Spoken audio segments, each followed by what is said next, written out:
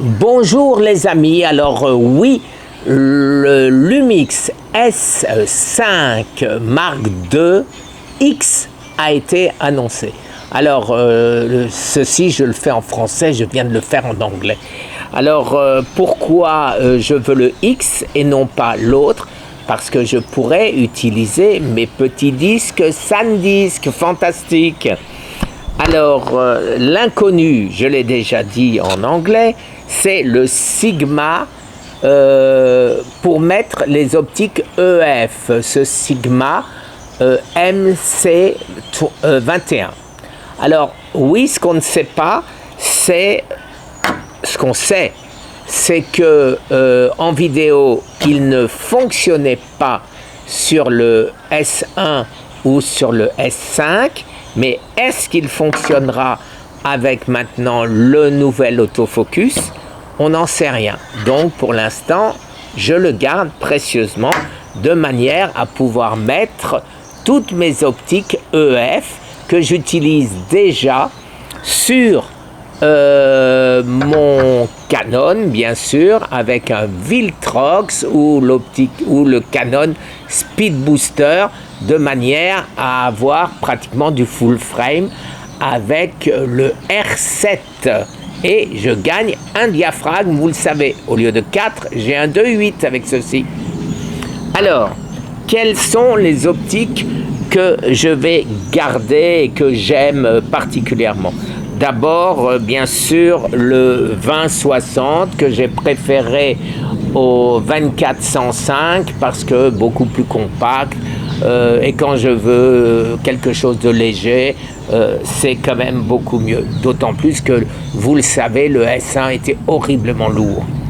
Alors maintenant, l'optique pour ma vidéo que je préférais, c'était le 35-1.4. Le 35-1.4. Voilà, pas de déformation, super objectif, c'est le Art de Sigma. Et pourquoi j'avais pris le HSM? Parce qu'il avait l'autofocus, non, parce que l'autofocus ne fonctionnait pas bien sur le S1, j'utilisais donc manuel focus et celui-là est beaucoup mieux que le DN. Aujourd'hui, comme je le disais, comme on a un autofocus parfait, ce n'est plus la peine d'acheter l'ancien, il vaut mieux acheter le nouveau, le DN, au lieu du HSM.